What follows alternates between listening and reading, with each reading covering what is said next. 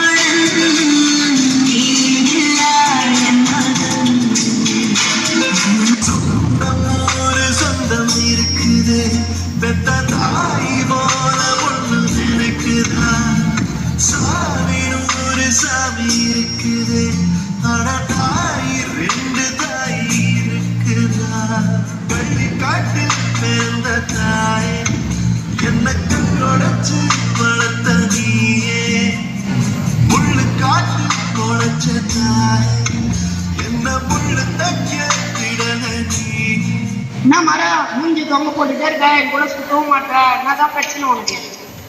என் வாழ்க்கையில நிறைய தப்பு பண்றேன் நானு. எங்க அம்மா பட்ட கஷ்டம் தெரியாம நான் மட்டுமே படிக்காம சுத்தினா இதுக்கு அப்புறமாச்சும் நம்ம படிக்கணும்டா. என்னதான் படிச்சாலும் அதை கீழே தொங்கல் போடுற போஸ்டரு அந்த மாதிரி தாண்டா இருக்கணும். என்னடா? ஆமாண்டா, உனக்கு புரியுதா? அந்த போஸ்டர் என்ன கீழே தொங்கலாண்டா. அதுல இருக்கிறது யார் தெரியுமாடா? யாருடா?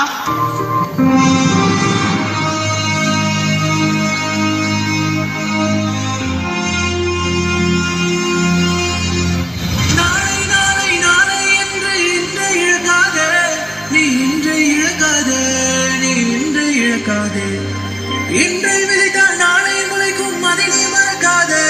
நீ அதை நீ மறக்காதே, நீ அதை நீ மறக்காதே. சரியா படிக்காத வேணா வீணா போலாம்டா. படிப்பு என்னைக்கு வீணா போகாது. உங்க 2 பேர் கண்ணியை திறந்து வச்சுட்டா. நம்ம 3 பேர் சேர்ந்ததுக்கு அப்புறம் ஒன்னா படிக்கலாம்டா.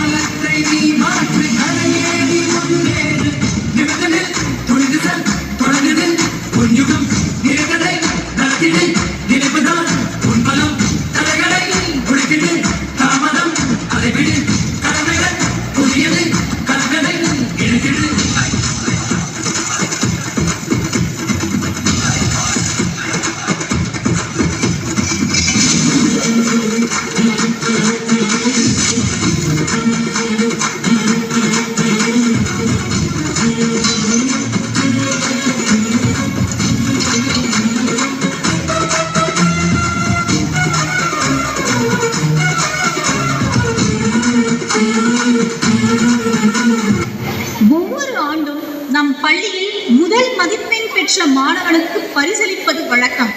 இந்த ஆண்டு மிகவும் சிறப்புக்குரியது.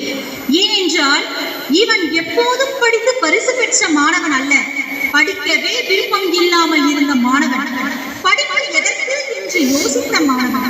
ஆனால் முதல் மதிப்பெண் பெறுகிறான் என்றால் அது சிறப்புக்குரியதுதானே. தன் மீது நம்பிக்கை கொண்டு விடாமுயற்சியுடன் தன் உழைப்பால் படித்து இன்று முதல் மதிப்பெண் பெற்ற 9th ஸ்டாண்டர்ட் C செக்ஷன் மாணவன் மாறனுக்கு இந்த பரிசை வழங்குவதில் பெருமை கொள்கிறோம்.